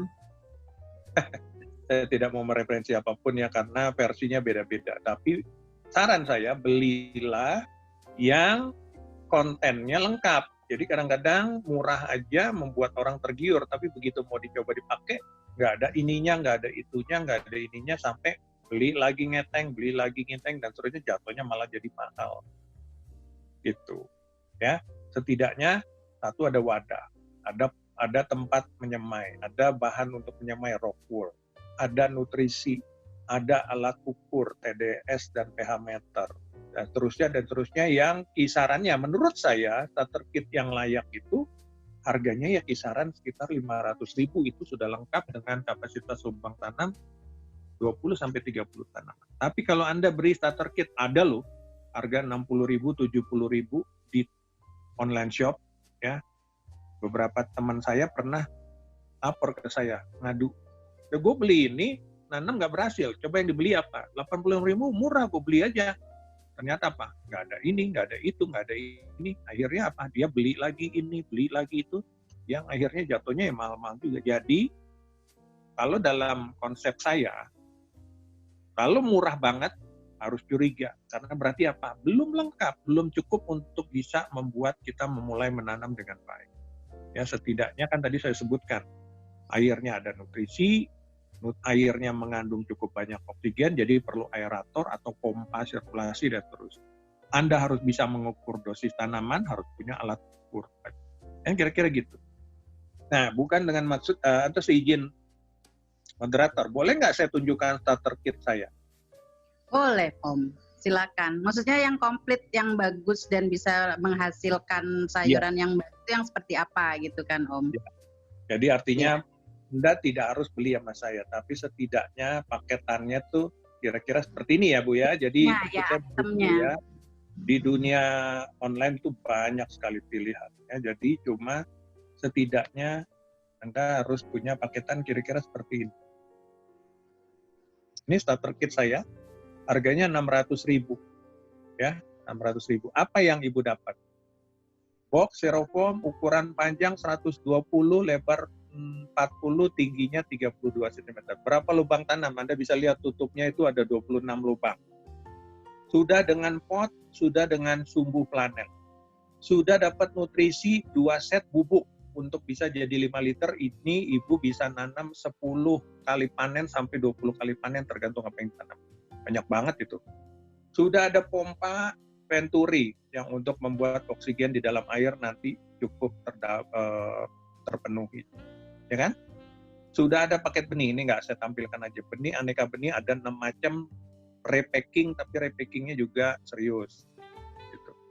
Ya, sudah dapat TDS meter. Nah, sekarang Ibu bisa menyimpulkan 600 mahal nggak? Ya terserah. Ya. Tapi artinya apa? Paket ini Ibu udah lengkap. Ya, bisa dapetin. Yang murah dari ini hanya 100.000 aja ada, saya udah bilang 85.000 aja ada. Tapi ya gitu, kadang-kadang nutrisinya cuma sebotol kecil, sekali panen habis, harus beli lagi, ya nanti jatuhnya mahal juga. Nah ini Ibu beli 600.000, tapi bisa panen lebih dari 10 kali panen dengan tidak usah beli apa lagi. Gitu kira-kira. Ya sekali lagi, tidak harus beli sama saya. Ya modelnya macam-macam, tapi pastikan Ibu udah nggak perlu beli apa-apa lagi, karena jangan sampai seperti beli kucing di dalam karung. Ya kira-kira begitu. Gimana Bu Winnie? Ada yang mau ditambahkan? Mungkin ada yang belum jelas? Bu Winnie, di-unmute dulu. Ya. Thank you. Cukup informasinya. Thank you so much. Oke. Ya, Ibu, box yang tadi saya perlihatkan bisa hasil panennya seperti ini, Bu. Oh wow. Ya, satu box 600.000. Ibu mau beli set-setan lengkap? 2 box 52 tanaman, udah dengan atap, dengan segala macam, ya. Oh. Nah, boleh. Harganya berbeda, tapi kalau box aja ngeteng ya 600.000. Kira-kira gitu ya, Bu? Yes. Sorry, moderator, saya bukan berjualan, tapi memberi gambaran. Kalau beli paketan terlalu murah, hati-hati, biasanya belum bisa melakukan apa-apa. Kira-kira gitu aja. Ya, nggak apa-apa Om. Terus berikutnya pertanyaan dari Bapak Panji Areksa. Bisakah di-sharing Om kebutuhan dalam jam sinar matahari bagi setiap jenis tanaman? Apakah berbeda-beda dan kira-kira seperti apa gambarannya? Mungkin boleh catat aja masing-masing ya. Saya belum masukkan ini ke dalam tabel suatu saat. Mudah-mudahan Anda bisa lihat, ikutin media sosial saya. Ya, kita mulai dari 4 jam. 4 sampai 5 jam Anda bisa menanam bayam, kailan, sawi sampong, daun mint, seledri. Ya, itu udah dapat berapa? 5, lumayan. 5 sampai 6 jam Anda sudah bisa menanam pakcoy, jaisim, apalagi sawi-sawin ya. Jadi artinya begini, kalau 4 jam udah bisa, 5 jam udah pasti bisa ya. Berarti kalau tadi 4 jam aja udah bayam, sampong, mint, kemudian seledri, satu lagi apa tadi saya sebut? Ya oke ya, 5 jam udah bisa ditambahkan dengan pakcoy, jaisim. Tadi ada kailan di 4 jam. Pakcoy, kalsium di 5 jam, ya. Kemudian apa lagi yang paling sering ditanam orang? Ya, sebagian selada udah bisa. 6 sampai 7 jam selada bisa varian. Ya, 7 sampai 8 jam mulailah boleh nanam kangkung. Karena kangkung butuh durasinya yang panjang dan seterusnya. Saya kira begitu ya. Lebih dari 8 jam boleh dibilang semua tanaman Anda bisa tanam. Semoga menjawab, Bu. Pak Panji, sudah cukup Pak? Atau ada yang mau ditanyakan lagi Pak Panji? Monggo di-unmute dulu mic-nya. Cukup Bu, baik. Terima kasih banyak Pak Roni. Ya, Oke. Terima kasih Pak Panji. Ini ada pertanyaan nih Om dari Yumi Adrianto, Pak Yumi Adrianto, boleh nggak kita berkunjung ke kebunnya Om Roni yang di Blok M? Nah, saya di situ konsultan. Jadi masa kontrak saya sudah habis, saya dulu cuma di setup sampai 2-3 kali panen. Jadi setelah itu sudah saya serahkan pemiliknya dan terakhir saya juga nggak tahu kondisinya seperti apa. Jadi saya harus tanyakan itu, ya. Tapi biasanya kebun-kebun private itu kalau mau berkunjung memang harus izin. Jadi saya nggak janji kalau memang masih beroperasi, karena itu udah 6-7 tahun yang lalu ya. Nanti saya bisa tanyakan kalau memang oke, dia minta izin, boleh gitu ya, boleh nanti saya sampaikan. Ya, kira-kira gitu Mas. Gimana Pak Yumi? Bisa di-unmute dulu Pak Yumi. Bu ini. Ya, terima kasih Bu ini. Mungkin nanti kalau kondisi wabah sudah mereda bisa ada tur dari Om Roni untuk kita supaya dapat auranya gimana bertani hidroponik supaya kita lebih semangat. Terima kasih. Tur kebun ya Bu ya. Om Roni tur kebun Om Roni. Ya boleh, sebenarnya kalau mau ini ya bisa main ke kebun saya di Jakarta lah, di Depok gitu ya. Saya sebulan sekali dalam kondisi normal mengadakan pelatihan tatap muka. Ya, sebulan kali di akhir bulan biasanya. Rencana terdekat itu akhir Juli. Juni akhir kayaknya belum berani. Tapi akhir Juli ada pelatihan di Sabtu ketiga atau keempat ya. Durasinya seharian, itu lengkap, bisa tur ke kebun saya. Bukan tur lah, kebun saya nggak gede-gede amat, tapi semua sistem aneka model hidroponik ada semua. Jadi bisa sekaligus melihat dan belajar. Ya barangkali nanti MKKI bisa menginisiasi ini, kalau bisa membantu publikasi, kalau dalam grup ini ada yang mau, boleh ya, silakan. Pasti. Cukup ya Bu Yumi ya. Berikutnya adalah pertanyaan dari ini Bapak atau Ibu nih, Cestian Wawoh. Apa yang harus disiapkan untuk berhidroponik di dak, di lantai dak? Apakah model hidroponik itu yang Bapak lakukan itu murni organik, dan bagaimana membuat pupuknya yang organik untuk hidroponik? Ada 3 Om pertanyaannya, satu-satu aja Om. Satu-satu ya. Iya. Di rooftop, ini salah satu yang favorit saya sering kasih contoh ya. Di dak atap, jadi ada salah satu gedung di Alam Sutra Tangerang ya. Ini contoh. Nih, di duct. Ya, ductnya nggak boleh luka, makanya saya kasih kaki-kaki pakai pipa atau pralon pakai dropper.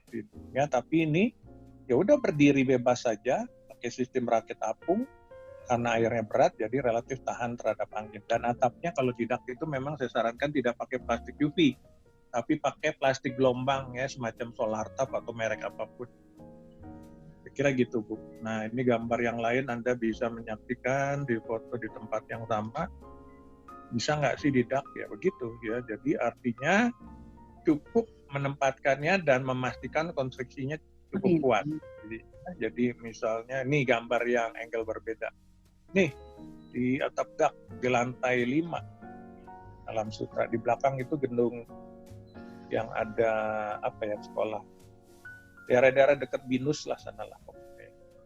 Nah, ini begini. Alam Sutra ya.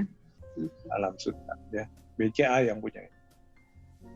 Oke, tadi pertanyaan kedua apa, Bu? Sorry. Bagaimanakah model hidroponik punya Pak Roni? Apakah murni berbahan organik?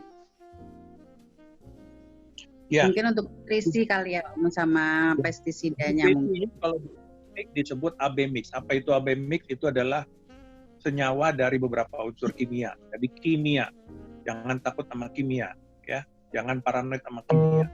Anda tidak bisa hidup sama kimia. Jadi jangan bilang, oh manusia nggak boleh bersentuhan atau mengkonsumsi kimia. Dia jangan minum air kalau sejak tadi. Air aja itu kimia, H2O, unsur kimia. Jadi jangan paranoid. Waspada boleh. Ada kimia yang sifatnya racun untuk tubuh manusia. Contohnya kelompok logam berat. Ada merkuri dan ada timbal. Ya. Ada yang sifatnya racun. Cyanida bisa dipakai membunuh orang. Tapi apakah gara-gara ada yang begitu semua kimia harus Anda musuhi? Jangan. Ya, tabel unsur kalau Anda sekolahnya IPA dulu kita belajar ada kelompok unsur-unsur kimia dikelompokkan jadi satu karena punya sifat yang mirip, ya. Berat atomnya, sifat alkalinya dan lain sebagainya. Jadi itu harus diwaspadai karena ada yang sifatnya berguna untuk manusia, ada juga yang sifatnya beracun atau berbahaya untuk manusia. Jadi yang harus benar sikap kita kepada kimia itu adalah proporsional. Jangan paranoid. Gara-gara ada satu yang beracun, semua dimusuhin kimia. Nggak bisa. Kita nggak bisa hidup tanpa kimia. Minum aja H2O. Anda sakit aja di infus juga pakai cairan kimia. Anda minum obat pabrikan dari kimia juga. Gitu. Ya. Jadi proporsional bersikap terhadap kimia. Tidak semua unsur kimia jahat, juga tidak semua unsur kimia baik untuk tubuh manusia. Sama halnya juga dengan di tanaman. Apa sih yang dibutuhkan untuk tanaman?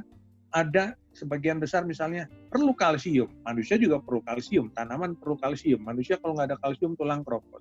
Perlu kalium, perlu boron, mangan, magnesium, ya, molybdenum dan segala macam. Jadi intinya mirip yang dibutuhkan tanaman dengan yang dibutuhkan manusia mirip.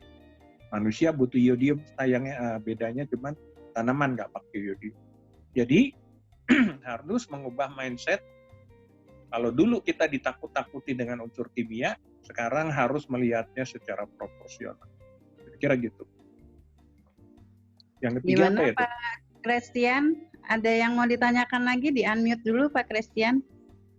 Ya, udah cukup jelas Bu. Makasih Pak Roni. Ya, sama-sama.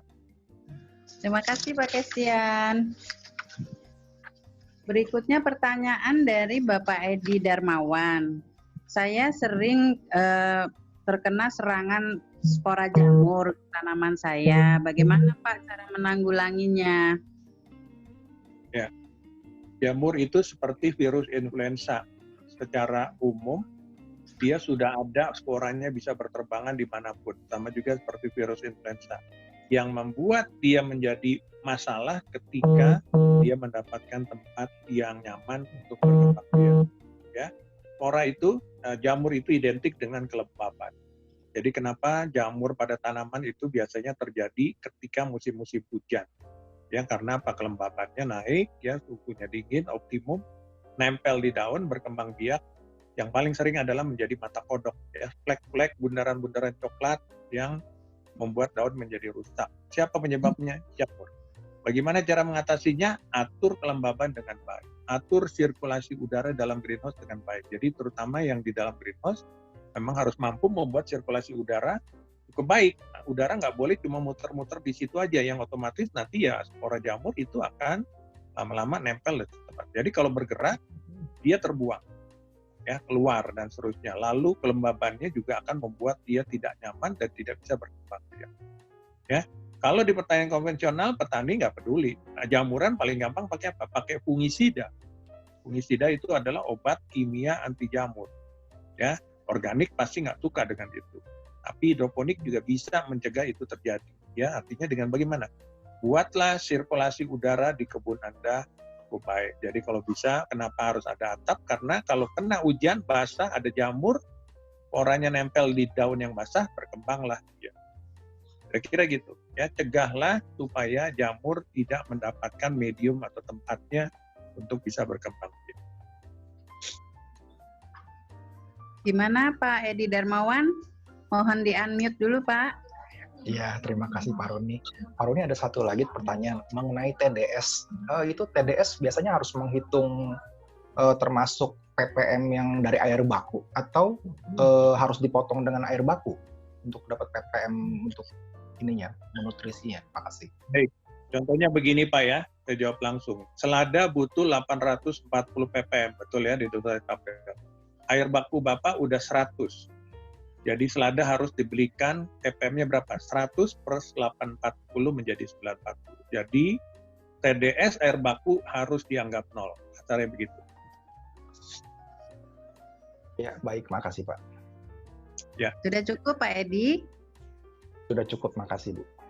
Oke. Pertanyaan berikutnya dari Wen Ijong. Pak, bagaimana dengan pH air yang tinggi? Bagaimana menyiasatinya? Monggo, Om Roni. pH itu derajat keasaman, skalanya 0 sampai 14. 0 sampai 7 disebut asam, 7 sampai 14 disebut basa atau alkali. Kalau ketinggian, pakailah cairan penurun pH yang sifatnya asam. Kalau kerendahan, pakailah cairan kimia yang sifatnya basa untuk menjadi timun. Contoh, Anda punya air pH-nya 8, ketinggian, nggak bagus untuk tanaman. Ya turunin, pakai apa? Cairan-cairan yang sifatnya asam. Anda bisa menggunakan asam nitrat, H2NO3, H2SO4, asam sulfat, itu adalah Akizur. Di aki baru, botol merah atau tutup merah, pakai itu, pH bisa turun. Ya, kalau kerendahan naikin pada yang sifatnya basa kuat. Yang paling dipakai itu adalah KOH, kalium hidroksida. Beli di toko kimia. Bisa menaikkan pH. Pusing mau bikin sendiri, belilah cairan yang namanya pH up, pH down. Banyak dijual online. pH up untuk menaikkan pH yang terlalu rendah, pH down untuk menurunkan pH yang terlalu tinggi. Tapi catatan saya, pH up, pH down biasanya kurang stabil. Turun-turun, tapi nggak lama naik lagi. Nah, makanya saran saya lebih baik kalau untuk yang skala serius, bukan hobi ya, pakailah larutan kimia yang saya sebutkan yang pertama tadi. Kira-kira begitu. Bagaimana Pak Wen Yejong? Ada pertanyaan? Di-unmute dulu Pak. Sudah ya, jelas Bu, terima kasih Ibu. banyak. Iya, nggak apa-apa Bu. Terima kasih banyak Pak Roni, sudah cukup jelas. Terima kasih. Ya. Kemudian pertanyaan dari Lilian Guru Singa, Pak Roni, apakah sehat kalau kita berhidroponik menggunakan asbes yang sudah dicat dengan aquaproof? Gimana Om? Monggo. Pertanyaan saya dulu, asbesnya digunakan. Bu Lilian bisa di-unmute dulu, Bu Lilian. Iya, terima kasih. Iya.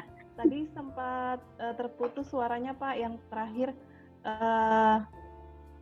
asbesnya digunakan untuk apa, langsung terputus gitu.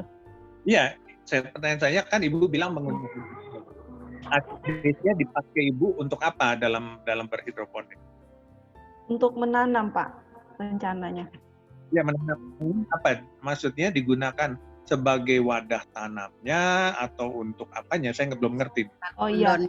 Atau... Iya, sebagai wadah tanam. Jadi misalnya kalau NFC kan pakai paralon yang dibolongin. Nah ini asbesnya itu ditaruh, diratain gitu, terus gelombangnya itu yang dijadikan wadah untuk naruh tanaman, Pak. Jadi gelombang yang turun itu tempat untuk air mengalir. Oke, saya paham maksud Ibu. Jadi menggunakan, sebenarnya itu sistemnya adalah sistem NFT yang menggunakan asbes sebagai tumpuan tempat kita meletakkan tanaman ya Bu ya. Iya. Jadi asbes itu terendam rapinya kan? Betul ya? Iya. Namanya. Bahaya apa enggak bahaya? Apakah asbes berbahaya? Iya. Jadi di dalam dunia konstruksi, background saya arsitek, dulu asbes banyak digunakan untuk atap bangunan. Bahayanya di mana? Nah, kita harus cermat ini mensiasati atau mencermati apa yang disebut bahaya. Asbes dulu bahaya satu, Bu. Kalau dipotong, abunya bahaya, Bu. Debu dari potongan. Kalau kita pakai gergaji atau pakai grinder gitu ya, pakai pemotong listrik gitu ya, debu dari asbes terhirup manusia itu bisa merusak. Ya, itu udah merupakan penelitian WHO ya. Jadi abunya asbes berbahaya. Nah, Ibu memotong di situ? Enggak. Ya. Jadi yang bahaya waktu memotongnya. Lalu kedua, asbes kalau dipakai sebagai atap, orang berada di bawahnya berjam-jam setiap hari ketika panas terik matahari.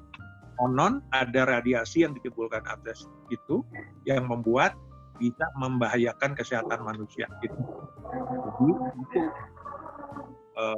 kondisinya adalah asbesnya kena panas, radiasi panasnya itu bersama asbes membuat manusia yang ada di bawah. Ya, jadi itu prakondisinya. Bahaya asbes yang saya tahu itu debunya bahaya untuk paru-paru, sebagai asap bahaya menimbulkan radiasi pada makhluk hidup, khususnya manusia yang ada di bawahnya ketika panas itu menerjang asbesnya, dan panasnya itu membuat sinergi yang bahaya. Ya, makanya menurut saya asbes sudah tidak boleh digunakan untuk atap bangunan yang tidak ada penghalangnya seperti plafon. Ya, direct, misalnya langsung ada kan garasi, langsung abu.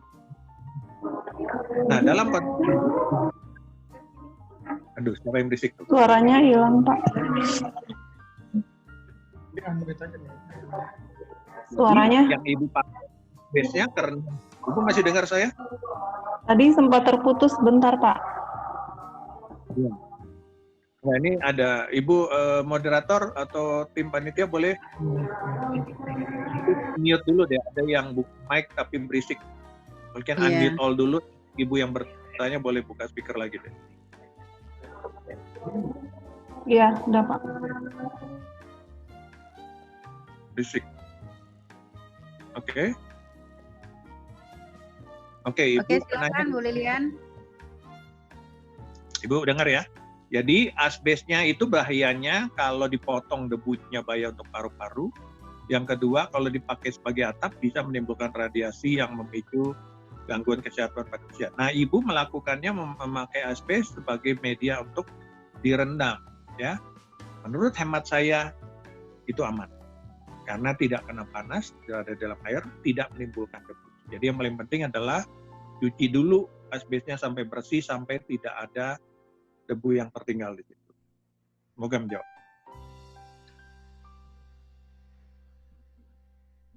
Kembali ke moderator, silakan. Ya, Bu Lilian, sudah jelas? Oke, terima kasih. Nah, ini kita waktu tinggal 10 menit lagi, Om. Ini pertanyaan terakhir ya, Om ya. Apakah kita dalam menggunakan air itu dari Bu Nur Fitria, pertanyaannya, kalau yang airnya dari PDAM itu kan mengandung kaporit, bisa dipakai nggak sih sebenarnya untuk berhidroponik? Makasih. Ya, jawaban sederhana saya adalah mau apapun dalamnya, ya kita nggak tahu karena alat TDS itu tidak mampu menguraikan apa kandungannya, tapi cuma mengukur kepekatannya. Ya, selama masih di bawah 100 ppm, air dari manapun bisa dipakai. Kira-kira gitu, Bu. Oke. Gimana Bu Nur Fitria? Ada yang mau ditanyakan lagi? Yang kurang jelas mungkin? Iya, terima kasih. Kalau untuk air, kebetulan Pak di kota kami di Bitung ini sudah ada program hidroponik untuk kota Bitung. Cuman kebanyakan kalau orang masyarakatnya kalau mau jual pemasaran hasilnya mereka takut konsumsi, katanya takut karena banyak kandungan hormonnya dari nutrisi itu. Bagaimana penjelasannya Pak untuk produk hidroponik ini sendiri? Terima kasih. Satu-satunya cara adalah edukasi, Bu. Jadi banyak ketakutan, banyak asumsi-asumsi itu yang terbangun oleh penjelasan yang salah. Ya, orang biasanya dapat sayur kecil dikasih sayur besar, dibilang wah direkayasa dan macam-macam. Padahal nanamnya benar, hasilnya harusnya bagus. Dikasih hasil bagus, dimusuhin. Ya, cara mengatasi gimana? Edukasi, jelaskan. Mau tidak mau kita memang sedikit repot untuk menjelaskan kepada calon konsumen bahwa ya begini-begini. Jadi perlu waktu. Hal baru apapun perlu waktu, Bu. Ya, tapi jangan sedih. Sekarang sudah cukup banyak masyarakat yang bisa menerima istilahnya menerima hidroponik sebagai bagian dari teknologi yang udah menjadi keseharian. Negara maju aja udah nggak pernah mempersoalkan. Jepang hidroponik sehari-hari udah nggak ada lagi tuh kimia atau bukan ya, emang kimia tapi kenapa terus gitu ya. Moderator, sesuai janji saya di akhir ini saya akan ajak keliling kebun kalau masih ada yang berkenan, masih terus live ya. Sambil Anda mungkin menutup, tadi masih ada pertanyaan kah? Silakan. Baik, gimana Bu Nur Fitria, sudah jelas ya? Ya Bu, terima kasih Pak Roni. Ya, terima kasih. Ya, sambil Pak Roni ajak kita tur di kebunnya, mungkin bisa sambil ditutup juga sama Ibu Ketua Umum MKKI, karena ini di sini kita juga mau bersiap-siap untuk melakukan sholat maghrib ya. Monggo, silahkan Bu Ketua. Ya, terima kasih Bu Moderator, terima kasih sudah memimpin jalannya acara hari ini. Saya boleh minta tolong supaya dibuka dulu semua kameranya karena panitia mau ngambil foto, boleh sebentar saja? Boleh sebentar saja. Pak Iwan atau siapa bisa mengambil foto per halaman? Siapa yang bisa bantu untuk ngambil foto? Dibuka dulu kameranya, jadi semuanya terlihat wajahnya. Pak Iwan? Ya. Baik, bisa ya Pak? Halaman pertama dulu, silakan Pak. Ya. Saya apa-apa ya? Pak. Ya, monggo. Nanti. Halaman pertama ya? Oke, ya, baik. Satu dulu ya. 3, 2, 1. Sebentar. Masih ada yang baru buka maskernya. Ya, silakan. Lagi dulu hitung ya. Save dulu ya. Ya, oke. Save dulu. Ya.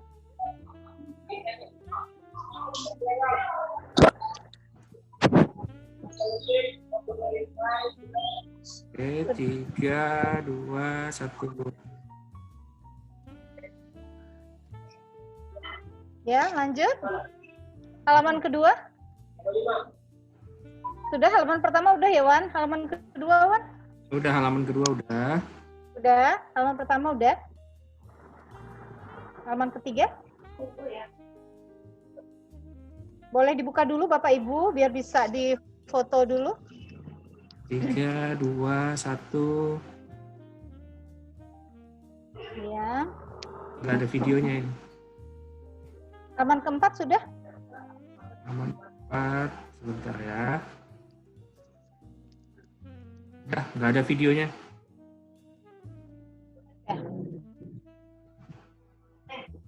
Baik, kalau sudah, saya mengucapkan terima kasih sebesar-besarnya kepada Bapak Roni.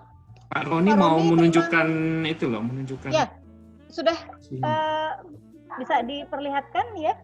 Baik ya, sambil jalan aja mungkin Ibu boleh sambil. Jadi ini kebun yang saya kelola di Tanah Karo, Sumatera Utara, 1.400 meter di atas permukaan laut. Ini salah satu greenhouse, isinya pohon tomat cherry ya.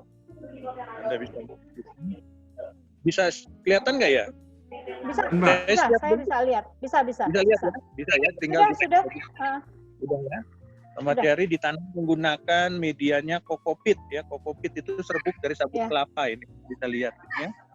Pakai sistem jawabannya di sini. Nah, ini tomat cherry jenis Corteza yang bulat. Ini ya masa panen ya. Ini kita panen setiap 2 hari sekali. Ya. Iya, besar sekali. Ya, foto yang ini. Dager gaji. Ya. Sambil kalau ada yang mau bertanya silakan sambil saya berjalan keliling. Itu apa? Ya, silakan. Saya menanyakan nutrisi Pak. Jika gunakan pupuk NPK, apakah kita hidroponiknya masih organik Pak? NPK itu kimia, itu nggak masuk kriteria organik. Jadi NPK pun cuma 3 unsur ya, jadi nggak lengkap. Jadi kalau mau berorganik ya biasanya harus pakai kompos, ya. Kira-kira gitu ya Mas. Tapi Anda mau berorganik bagus, tapi jangan paranoid terhadap kimia. Sekali lagi saya katakan ya, ini ada yang baik, ada yang kita butuh, ya. Tanaman itu jujur mau pakai konsep hidroponik, aquaponik. Gimana sih kok jadi private? Bagaimana ini? Apakah yang berbahaya dari NPK Pak? Bapak lagi meeting lihat tuh. Lagi Gimana Zoom. Lihat lagi meeting. Ya ini tomat beef, tomat daging yang besar ya. Kenapa?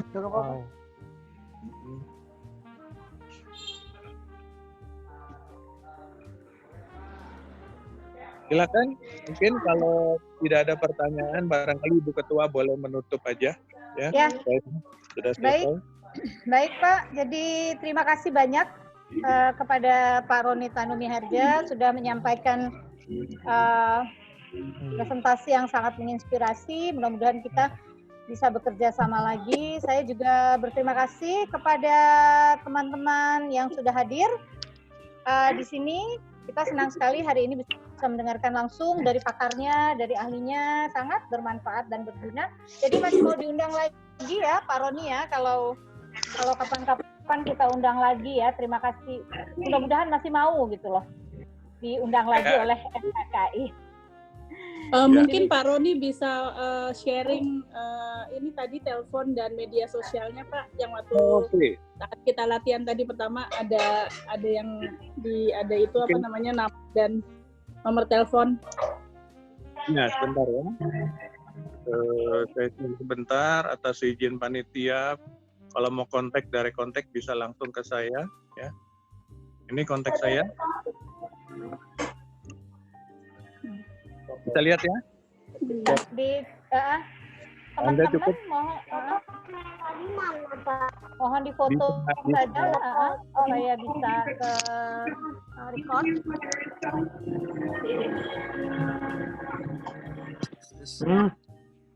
Tadi itu Olan siapa? Nggak tahu.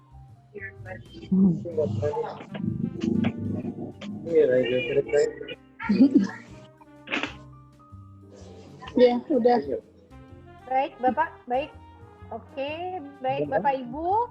Demikianlah akhir dari webinar series MKKI, webinar series kelima. Terima kasih sekali lagi Pak Roni dan semua yang sudah hadir, panitia. Mudah-mudahan saya mengingatkan lagi tanggal 20 Juni MKKI akan ada webinar series juga dengan pembicara yang cukup langka karena kita undang, karena akan webinar dengan kita, beliau ada di Tokyo dan kita ada di sini. Jadi mudah-mudahan itu juga mengenai bisnis. Bagaimana berbisnis dengan Jepang. Silahkan Bapak dan Ibu untuk hadir dan ikuti medsos Mari Kerja Kita Indonesia atau MKKI. Tadi sudah di-share sebelumnya. Terima kasih. Sampai bertemu lagi. Selamat malam dan wassalamualaikum warahmatullahi wabarakatuh.